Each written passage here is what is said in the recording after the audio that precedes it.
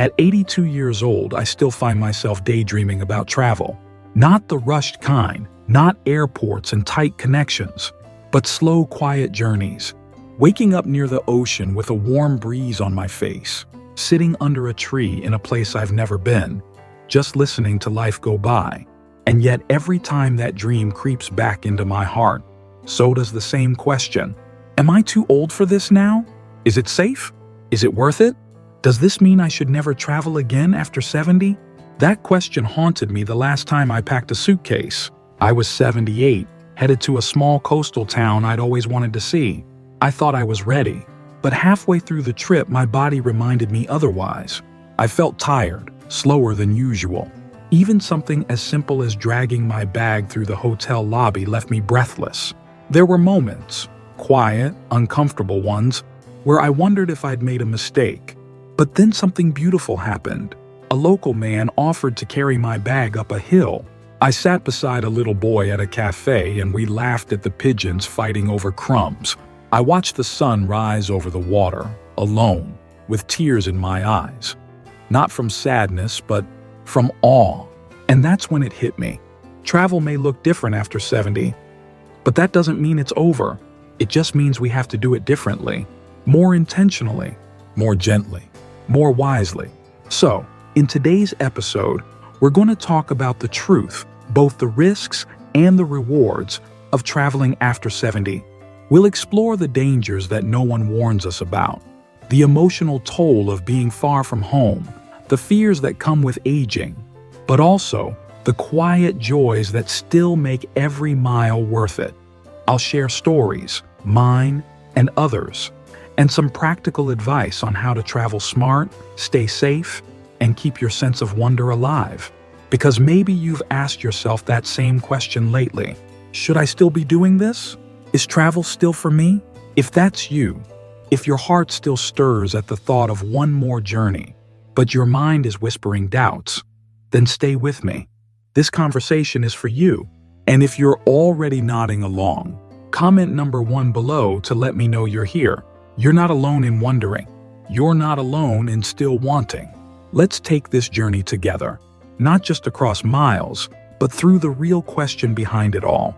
Let's start with the part most people don't want to talk about, the health risks of traveling after 70.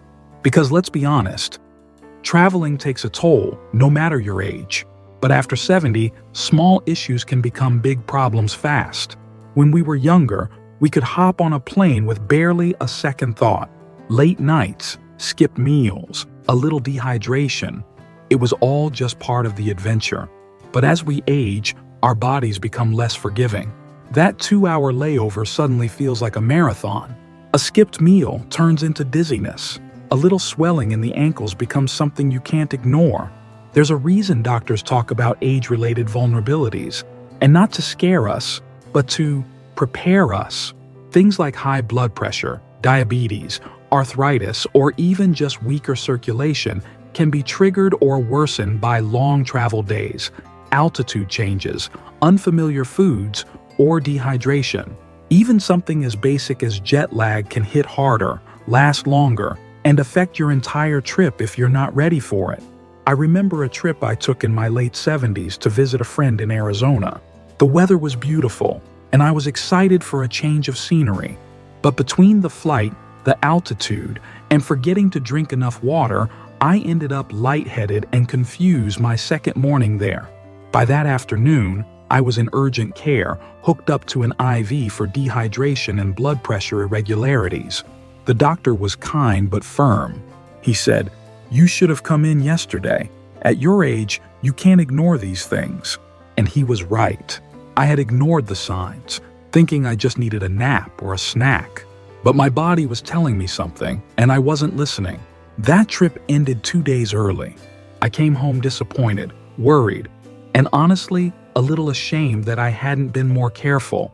But I learned from it. Now, anytime I travel, even if it's just a few hours away, I take precautions. And I encourage you to do the same. First, get a checkup before you go. Talk to your doctor honestly about your destination, your planned activities, even the weather where you're going. Ask about travel insurance that covers medical care, especially if you're traveling overseas. Make a full list of your medications, bring more than you need, and keep them in your carry-on, not your checked bag. Set reminders to take them on time, especially when crossing time zones. And most importantly, listen to your body. Plan time to rest. Don't schedule yourself from sunrise to sunset. Leave space between activities, and make sure every day includes time to sit, breathe, and recover. Because here's the truth. A trip isn't successful just because you checked everything off your itinerary. It's successful when you come home feeling enriched, not exhausted or ill. Have you ever had a travel plan go wrong because of a health issue? Comment number 2 if that's ever happened to you or someone you love. Your story might help someone else make a safer choice. Now, speaking of exhaustion, let's move into something closely connected: travel fatigue. And not just physical fatigue, but mental fatigue too. Long flights, noisy hotels, unfamiliar food. It can wear you down faster than you think. When we were younger, we could pull off whirlwind trips without thinking twice. But these days, even small inconveniences can take a real toll. Our bodies take longer to bounce back. One bad night of sleep can lead to 2 or 3 days of grogginess. Too many activities back to back? That's a recipe for joint pain, headaches, and overall exhaustion. Even emotional stress, like trying to navigate a busy airport or dealing with delays, feels heavier now than it once did. I'll never forget the trip I took to Florida with my niece. She meant well, bless her heart, but she had our entire schedule packed. Morning sightseeing, afternoon museums, dinner with family friends. We were only there for 4 days, but by day 2, I was running on empty. I didn't want to disappoint her, so I kept pushing through. But inside, I was overwhelmed and bone-tired. The final straw came at a noisy restaurant on the last night. Too loud, too crowded, and I could barely taste my food through the fatigue. I remember thinking this was supposed to be relaxing. Instead, I felt like I'd just survived a race I hadn't trained for. After that, I made a promise to myself. No more marathon trips. No more trying to do it all in one go. Now, when I travel, I do it differently. I pick one place, just one. I stay for a few days longer than I think I need. I find a quiet hotel or an Airbnb with a soft bed, good light, and maybe even a little kitchen. I build in full afternoons with nothing planned but reading a book or sipping coffee by the window. I walk slowly, eat slowly, enjoy slowly. That, to me, is real travel now. So here's my suggestion to you. Travel less often but more meaningfully. Go shorter distances or stay longer. Focus on one place, one experience, one memory you'll actually enjoy.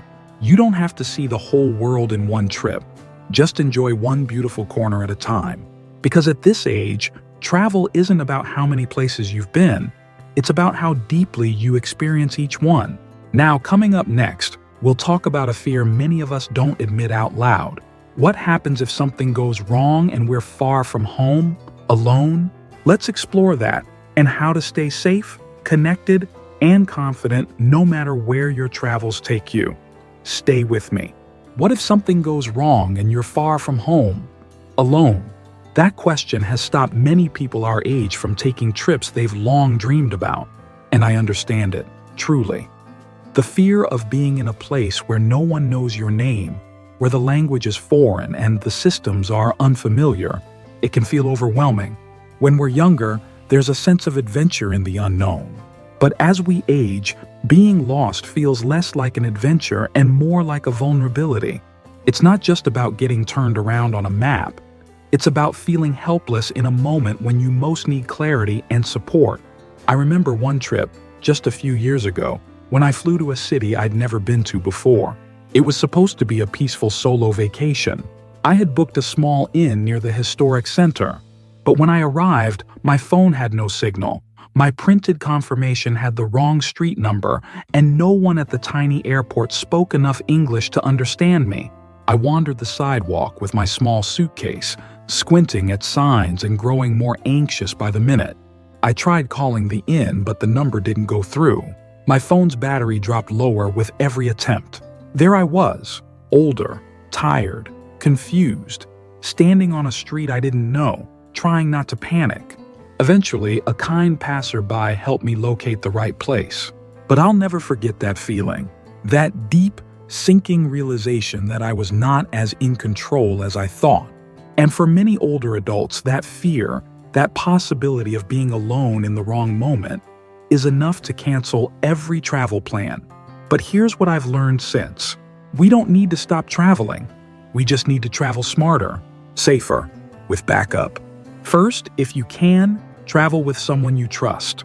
It could be a spouse, a sibling, a grown child, or a good friend. Just knowing someone is by your side can make all the difference in uncertain moments. Second, use technology to your advantage. There are apps now that can translate signs, menus, and even conversations in real time. Before you go, install a translation app and test it out at home. It can be a lifesaver. Third, always share your itinerary with someone back home. Not just where you're going, but when you plan to arrive, check in and return. Let them know when you'll text or call. It gives them peace of mind and gives you a safety net. And finally, consider tours or travel programs designed specifically for seniors. These are not rushed, crowded tours. They're thoughtful, paced just right, and full of people who understand the needs and rhythm of older travelers. They often include support staff, built-in translators, and accessible accommodations. There's no shame in choosing comfort and safety. In fact, that's what allows you to fully enjoy the experience. So let me ask you, have you ever felt lost or overwhelmed while traveling? Comment number 3 if that's ever happened to you. You're not alone. I've been there too. But here's the beautiful part. Even with all the risks, all the caution, all the planning, I still believe travel after 70 is one of life's great joys if you do it right. There's something magical that happens when you step outside your everyday world. New places spark curiosity. New faces remind you of connection. New rhythms wake up parts of your spirit that may have been sleeping for years. And it's not just a feeling, it's science. Travel challenges your brain. It requires planning, movement, communication, all of which help keep the mind sharp. It also brings emotional renewal. Even just planning a trip can lift your mood. It gives you something to look forward to prepare for, to savor. One of my most memorable trips happened when I was 75. It wasn't far, just a road trip to the next state with my grandson. We went to a town I had visited as a young man.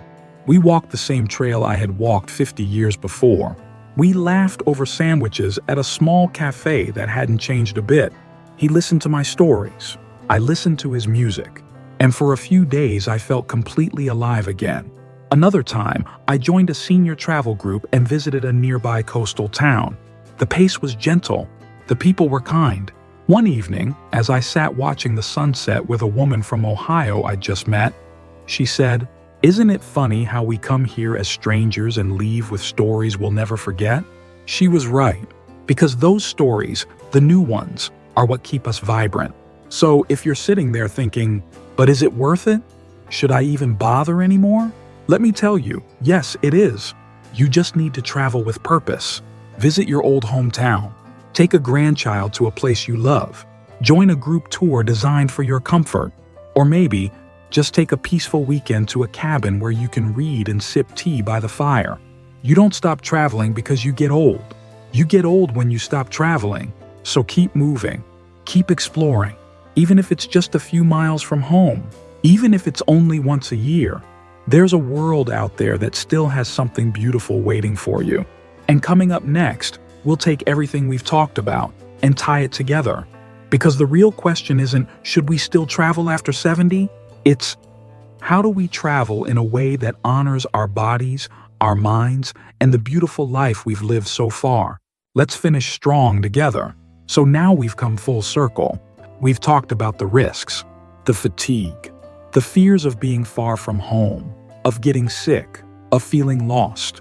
But we've also talked about the joy, the sense of wonder that never really leaves us, no matter how old we get, the memories waiting to be made, the people we meet along the way. Here's the truth as I've come to understand it. Traveling after 70 isn't about proving anything to anyone. It's not about how many miles you log or how many countries you can check off your list. It's about connection. It's about presence. It's about choosing the kind of journey that fits you, your energy, your values, your stage of life. Maybe for you, that journey is a quiet cabin 2 towns away. Maybe it's visiting a grandchild across the country. Maybe it's a guided group trip to a place you've always dreamed of, with help along the way. It doesn't matter what the destination is. What matters is that you keep moving, keep discovering, keep giving yourself new moments to live through, to learn from, and to cherish. You've spent a lifetime building memories, caring for others, and putting their needs first. You've earned the right to experience joy on your own terms, at your own pace. So no, getting older doesn't mean you should never travel again. It just means you travel differently, more slowly, more thoughtfully, more intentionally, but with the same sense of curiosity and courage that's always been inside you. And if you're still listening right now, I want to thank you for your time, for your heart, and for your hope. If this conversation stirred something in you, if you found yourself nodding along, remembering, or maybe dreaming just a little again, please leave a comment and share. Where would you still love to go? What place is calling to you? Because you're not done yet. Not even close. Until next time, stay safe, stay open, and never stop wandering, even if the path looks different than it used to.